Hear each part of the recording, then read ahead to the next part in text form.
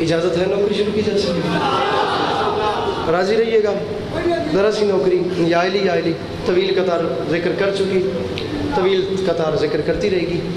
مصرع عرض کر رہا ہوں کہ لکھو یہ ابن عوام کو بس حسین گھر سے نکل رہا ہے.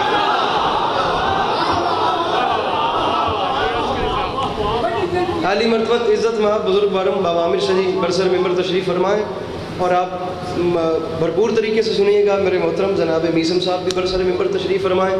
یہ پڑھ لیتے لیکن اب وہ ہمت ہی نہیں تھی میرے میں کہ میں کرتا. یہ بھی میرا تعاون سمجھیے گا کہ میرے بعد انہیں پڑھنا ہے تو تفصیل سے سنیے گا. مالک آپ کا چل کے آیا قبول فرمائیں. مصرع عرض کیا ہے بڑی جلدی، بس آپ دیکھتے جائیں گے. اور یا علی مصرع عرض کیا ہے لکھو یہ ابن عوام کو بس حسین گھر سے نکل رہا ہے. 27 ہجری دربار ولید مدینہ منورہ. ولید نے کہا حسین بادشاہ دربار میں بلایا گیا. حسین بادشاہ یزید کا خط آیا یا حسین بیعت کرے، اگر حسین بیعت نہیں کرتے تو حسین سے جنگ کی جائے. اب بتائیں کہ آپ کیا چاہتے ہیں. بابا عامر شاہ جی سے اجازت لے کے گھڑی پہ ٹائم رکھ لیں، 8ویں منٹ میں سلام کر کے جا رہا ہوں. اب بتائیں کہ آپ کا کیا ڈیسیژن ہے. میرے امام علیہ السلام نے مسکرا کے فرمایا ولید یزید کو لکھ دے بیعت ہو نہیں سکتی. تو پھر بتائیں کیا کرنا ہے. دوسرا مصرع میری مرضی سے سننا، اس کے بعد داد مانگوں میں جناب کا نہیں، میں آل محمد کا بھی مجرم ہوں، بس اتنی قیمت دے دینا جتنی میری بنتی ہے. اور یا علی دوسرا مصرع نہیں قیامت ہے. میرے امام علیہ السلام نے مسکرا کے فرمایا ولید پریشان نہ ہو، یزید سے کہہ دے کیا.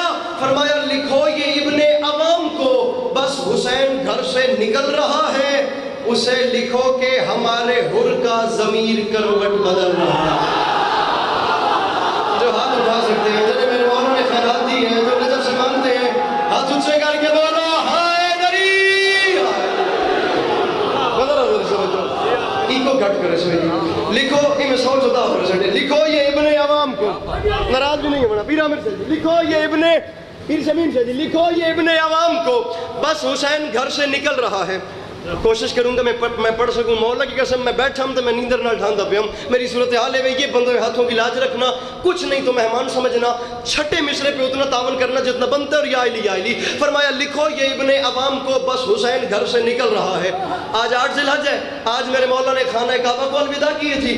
یہ 27 رجب کا واقعہ ہے جب حسین بابا جی گھر سے نکل رہے تھے. ایک جملہ کہا اور تاریخ کے چہرے پہ تماچا مار کے حسین نے سفر کی ابتدا کر دی. اور یہ بات مصرے کا وزن کیجیے گا. حسین نے فرمایا ولید گھبرا نہ، بیعت ہو نہیں سکتی. مولا پھر کیا کرنا ہے؟ فرمایا یزید کو لکھ دے. حسین اعلان کر رہا ہے لکھو یہ ابن عوام کو بس ہاتھ کو نہیں میرا پھرا، حسین گھر سے نکل رہا ہے. جڑے فرنٹ سے بیٹھے ہو فرمایا اسے لکھو کہ ہمارے حر کا ضمیر کروٹ بدل رہا ہے.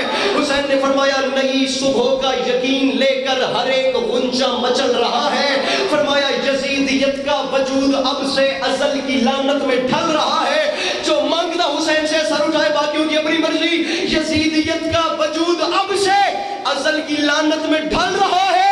فرمایا ولید اسے لکھ دے میں حسین اعلان کر رہا ہوں بنا رہے گا نشان عبرت، میں شکل ایسی بگاڑ دوں گا وہ بات بیعت کی کر رہا ہے میں اس کی نسلیں اجاڑ دوں گا.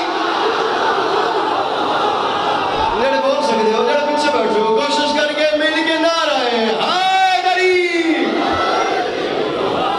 جناب علی کے پاس فرمایا وہ بات بیعت کی کر رہا ہے. فرمایا وہ بات بیعت کی کر رہا ہے، میں اس کی نسلیں. سمجھ آ رہی ہے میری بات کی؟ میرے بھائی پھر داد دو. یہ 2022 ہے، اس میں ایسے کام نہیں چلتا. یا بولو نہیں سمجھ آ رہی ہے، اگر سمجھ آ رہی ہے تو پھر داد دو. نہیں سمجھ آ رہی تو بولو میں سمجھا کے جاؤں گا. یہ ادھار والا زمانہ ہی نہیں ہے.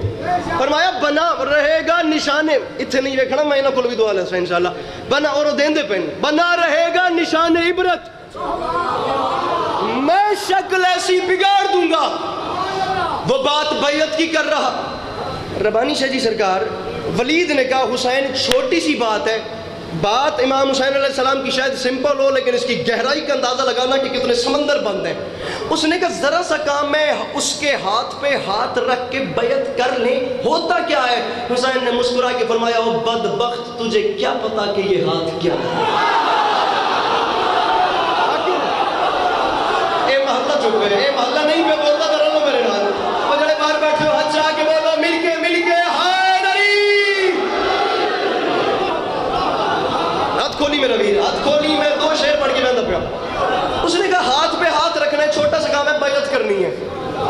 شمیم جی، بابا ربانی سے جی، بھائی جان ہاتھ سے ہاتھ پہ ہاتھ رکھیں کیا ہو جاتا ہے؟ فرمایا جاہل تجھے کیا پتا کہ یہ ہاتھ کیا ہے؟ ارے تو اس ہاتھ کو سمجھا ہی نہیں ہے۔ اس نے کہا بتائیں کہ یہ ہاتھ کیا ہے؟ شمیم شاہ جی یہ ہے گلن خیل، بیٹھے ہیں سامنے شیعہ سنی بھائی، پڑھنے والا ہے علی عباس عسکری، اور 1400 سال پہلے دربار ہے باپ کے دشمنوں کا، اور حسین بتانے لگے ہیں کہ یہ ہاتھ کیا ہے۔ فرمایا تو نے اس ہاتھ کو پہچانا ہی نہیں ہے، ادھر دیکھ، آدم کے ہاتھ پہ آدم کا نصیب، فرمایا نوح کے پیر ربانی سے جی اس پاس ویک کے جوان دسنے جڑا پریشان ہے، میں اس کو پریشانی دی وجہ پوچھا داد بھوے نہ لوا، فرمایا تو نے اس ہاتھ کی اصلیت پوچھی ہے؟ فرمایا سن، آدم کے ہاتھ پہ آدم کا نصیب، نوح کے ہاتھ پہ نوح کا نصیب، ابراہیم علیہ السلام کے ہاتھ پہ ابراہیم کا نصیب، اور ادھر دیکھ میری ہتھیلی کو انبیاء کی نبوتوں کا نصیب سمجھے۔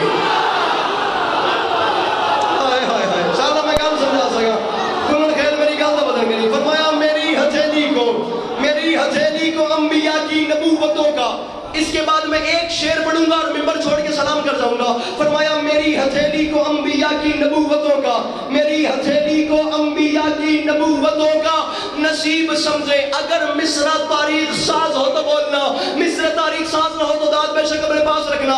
فرمایا میری ہتھیلی کو، شمیم سرکار سیدوں میں نوکراں اے محلہ میں توڑے حوالے پہ کرتا ہوں، پیر ربانی شاہ جی یہ فرنٹ والے بندے چپ کر گئے، ساداتوں میں دعا نہ لے سکیا تو میں گلہ ضرور کرے سا۔ فرمایا اس ہاتھ کو پہچان، یہ ہاتھ عام ہاتھ نہیں، میری ہتھیلی جملہ کہہ کے علی کلال نے تماچا مار دیا پیر فلک شیر۔ فرمایا میری ہتھیلی کو انبیاء کی نبوتوں کا نصیب سمجھے، میری طبیعت کی سلطنت کو نبی کے بالکل قریب سمجھے۔ فرمایا سوار دوش رسول کیا ہے؟ رسول جیسا خطیب سمجھے۔ اوے مجھے تو آدم سمجھ نہ پائے، یزید کیا بد نصیب سمجھے۔ ہائے ہائے ہائے،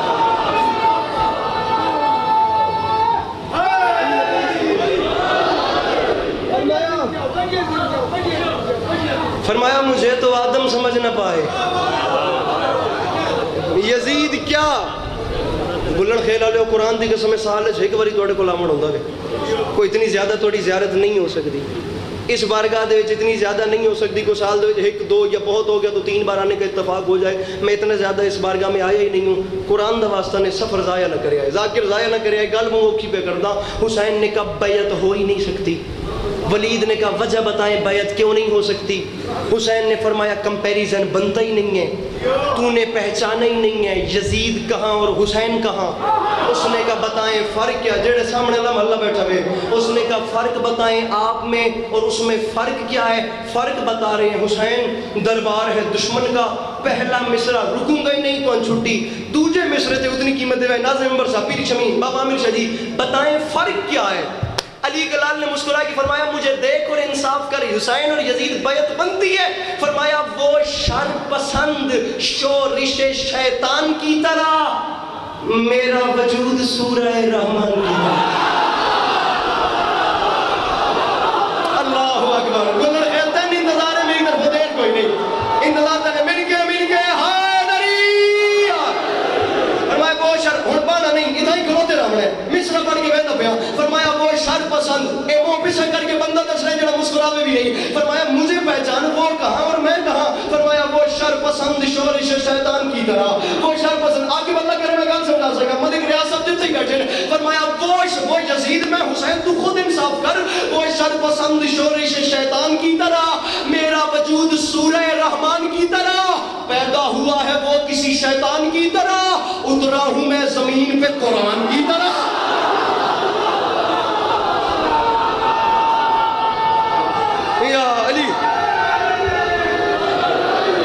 فرمایا پیدا ہوا ہے وہ کسی شیطان کی طرح، اترا ہوں میں زمین پہ۔ خدا کی قسم یہی وہ جملے ہیں جو میرے مولا نے 10 محرم کو بولے ہیں۔ رکھو علماء کے سروں میں قرآن، تاریخیں کھنگال کے دیکھو، 10 محرم 61 ہجری کربلا کا میدان 10 لاکھ کے سامنے آ گئے میرے مولا حسین، اور 10 لاکھ کی آنکھ میں آنکھ ڈالی میرے مولا نے۔ گلن خیل والے صبح دے مصائب پہ سن دے ممبر تے ہر بندہ بہ کے گل پہ کردا وے کہ مجمع مصائب سن کے مومن آخر تھک جاندے ہیں.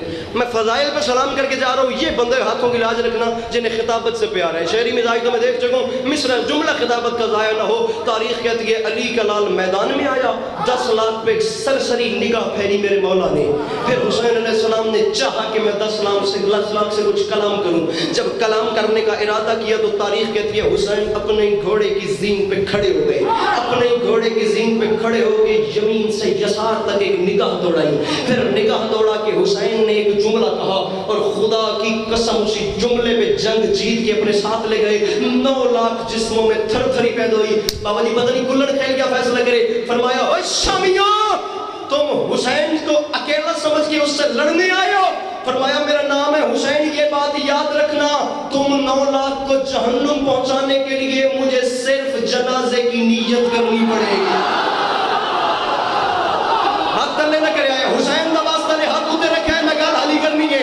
ہاتھ تلے نہیں ہاتھ اتنے ایک منٹ واسطے. فرمایا تمہیں جہنم بھیجنے کے لیے مجھے جنازے کی نیت کرنی پڑے گی لیکن خدا کا شکر ادا کرو کیونکہ تم حرامیوں کا جنازہ پڑھنا ہی حرام ہو گیا.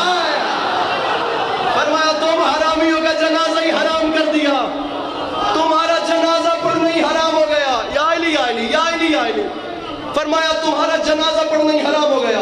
اکرمہ بزرگ دے گئے. فرمایا تمہارا جنازہ پڑھ میرے بعد مولا دا واسطہ نہیں یہ ایک منٹ واسطے پہ آئے پہ. فرمایا تمہارا جنازہ ہے ربائی نارا جو بھی ہے میرے بعد یا علی یا علی تے ناراض بھی نہ ہو گئے. فرمایا تمہارا جنازہ پڑھنا ہی حرام ہو گیا. پھر میرے مولا نے پیر فلک شیر کلام فرمایا. فرمایا کوفیو فرمایا شامیوں تم حسین سے لڑنے آئے ہو تم نے پہچانا ہی نہیں. فرمایا جتنے ابتر ہو تم جتنے اسفر ہو تم کوئی کردار اتنا گھنونا نہیں. یہ کم سے کم 8 9 10 کیمرے میرے سامنے لگے ہوئے ہیں. پہلے 4 مصرے مضمون کا مقدمہ ہوتے ہیں. آخری 2 مصروں پہ علی عباس نتیجہ ہوتا ہے. پہلے 4 مصرے آپ کی مرضی کے آخری 2 مصرے ویسے سمجھنا جیسے کربلا والوں نے نوازے ہیں. یہ حق بنتا ہے. فرمایا حسین سے لڑنے آئے ہو جتنے ابتر ہو تم جتنے اسفر ہو تم کوئی کردار اتنا گھنونا نہیں. فرمایا ایک پتھر کو کہتے ہو موتی ہے یہ اور سونے کو کہتے ہو سونا نہیں. فرمایا ایسے فرعون پر تم نے تکیہ کیا پاس خود جس کے تکیہ بچھونا نہیں. فرمایا اب میرے قہر سے جو بچا لے تمہیں اس زمین پر کوئی ایسا کونا نہیں. اس زمین پر کوئی حسین کے زبانی مانے. فرمایا اب میرے قہر سے آگے حسین فرمانے اب میرے قہر سے جو بچا لے تمہیں. پیر ربانی شاہ جی بندہ حاضر ہو کے بے حضور ہے جس نے جملہ ضائع کر دی. میں پہلی بار کہہ رہا ہوں یہ بات ذاکری میں پہلی بار تمہارے نو کرنے کی تھی شاید آج آخری بار کر رہا ہے. جتنے میرے محترم کیمرہ مین ان کیمرہ پھیر کے 10 جڑا بندہ ہاتھ نہیں چاہتا میں اس کو راکی سے وجہ پوچھا. حسین نے کہا اب میرے قہر سے جو بچا لے تمہیں اس زمین پر کوئی ایسا کونا نہیں. اوے حسین سے لڑنے آئے ہو یہ بات یاد رکھنا. شہر ذلت کے بے حیثیت ساکنوں مرتضیٰ کی عداوت میں بل کھائے ہو. میری نانی کے ٹکڑوں پہ پلتے رہے آج مجھ سے ہی لڑنے چلے